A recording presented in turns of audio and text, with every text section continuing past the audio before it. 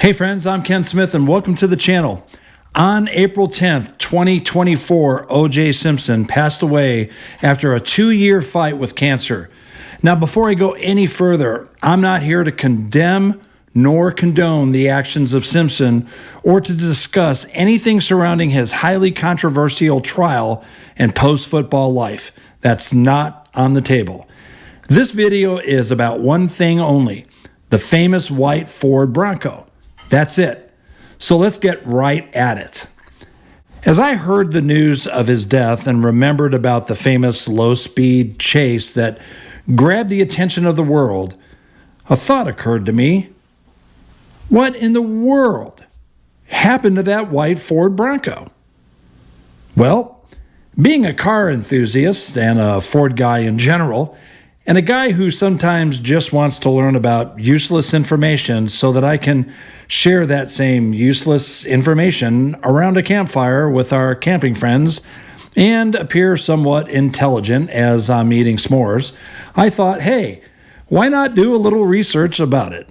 So here is what I found so that perhaps when you sit around a campfire eating s'mores, you can appear to be intelligent and have a bit of useless information that you can share too. Now, some people don't know that there were two virtually identical white Ford Broncos that were involved in the O.J. Simpson murder case. One belonged to Simpson himself and was found parked outside his Rockingham estate during the initial investigation. This white Bronco contained traces of both victims' blood inside the vehicle. That white Bronco was destroyed once the police investigation concluded. But what about the second Bronco?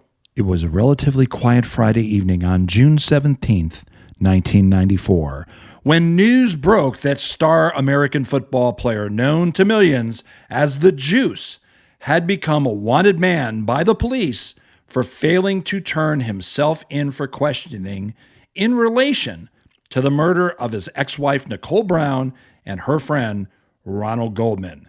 Now Simpson was on the lam, and the getaway car millions saw as this story unfolded was a stock 1993 white Ford Bronco, which moments later became an international star. The car is not exceeding the speed limit, and the police are not forcing it and are not pulling it over. You see them all trailing it. That's the California Highway Patrol are trailing it, but not pulling it over. Show the people on the bridges, Jeff. Obviously, everyone else has pulled off the lane. As you look far ahead, no cars are there. Now it's going to go under another freeway, and you see police cars atop that freeway. Car that has apparently been playing some form of tag with the Bronco there.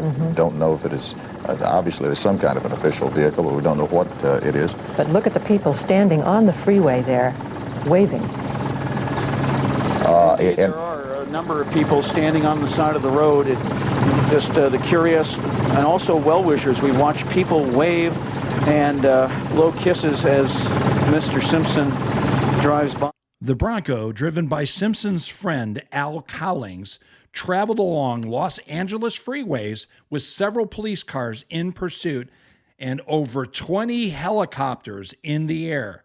A reported 95 million people worldwide turned in on television that evening to watch this chase, with the biggest media outlets offering play-by-play, minute-by-minute live coverage. Even the NBA Finals had to be cut short to air the slow-speed chase. It was a soap opera type of television scene, the kind you don't care to watch, but can't seem to look away from. Cowlings was at the wheel of the getaway steed, with Simpson in the backseat, presumably holding a gun to his own head and saying he would never turn himself in, thus forcing Cowlings to keep driving to keep his friend from committing suicide. As the chase continued, people with homemade signs came out in the streets, hanging on overpasses to cheer and shout encouragement for Simpson as the white Bronco drove by. It was insanity, even by today's standards, with a mere tweet on social media can trigger controversy and dispute across the globe. What's even more ironic was that Simpson was a spokesperson for Ford, and he had a contract that went all the way back to 1975. It's like you can't even make this stuff up. But eventually the chase ended without anyone being harmed, and the rest of the story is, well, as sad as it is, it's just plain unfortunate. Shortly after the televised car chase, Collins tried to sell the Bronco to a company called Storifics, which had approached him with a $75,000 offer. Now, at the time, the Bronco would have been worth about $1,800, so Collins would have made a substantial profit had the deal gone through. However, Simpson's former agent, Mike Gilbert, found out that the company planned to use the Bronco to offer tours that would include a reiteration of the chase and a visit to Nicole's grave. With the trial still underway, Gilbert offered Collins the same amount for the car. Gilbert kept the Bronco in storage under lock and key until 2012. Gilbert speculated that the Bronco's value would increase exponentially if he allowed enough time to pass between the murders and the trials that surrounded them.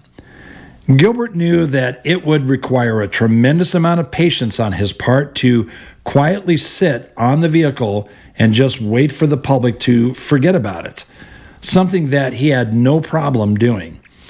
As such, he determined to keep the Bronco in top shape by doing regular routine maintenance work and service, and even taking it out for very short drives to stretch her legs a little bit. That being said, a mere 20 miles were put on the odometer during all these years in hibernation. The Bronco would resurface that same year on display outside the Luxor Hotel in Las Vegas as part of a sports memorabilia exhibit. Management wanted to bring it inside, which would have required disassembly of the vehicle so it would fit through the doors. Gilbert refused the proposal and put it back into storage. 5 years later, the Broncos' next appearance took place. Gilbert was back on the market trying to find a buyer, but also recognizing the need for some publicity to draw in just the right buyer. So he agreed to have the Bronco featured on an episode of the reality series Pawn Stars. The episode was titled, "If the Pawn Don't Fit," a very obvious pun on Simpson's now famous line, "If the glove don't fit" phrase that was coined by his trial lawyer, Johnny Cochran. On the show, Gilbert initially asked $1.3 million for it, even though he was told he wouldn't get more than $1 million if it were to sell at auction. The only negotiation he was open to was down to $1.25 million. On that same episode, Gilbert claimed he had turned down $500,000 offer for the car because in his mind it was a shameless underappreciation of its true value. A sale never took place and Gilbert still owns the Bronco. But today, you can see it. Currently, the infamous white Bronco is on display at the Alcatraz East Crime Museum in Pigeon Forge, Tennessee, as a loaner thanks to Gilbert. The Bronco is part of a vehicle display that features other famous vehicles like Ted Bundy's Volkswagen Bug and John Dillinger's getaway car. Gilbert still keeps the gas left in the tank after the initial chase, as well as the original tires and the registration papers. Whether he's given up the idea of selling it or is just biding his time keeping it in the public's eye and waiting for the perfect chance is still unknown. But the days of hibernation for this plain but very controversial white Ford Bronco seems to be over, at least for now. I hope you enjoyed this video. Have a wonderful day and be blessed.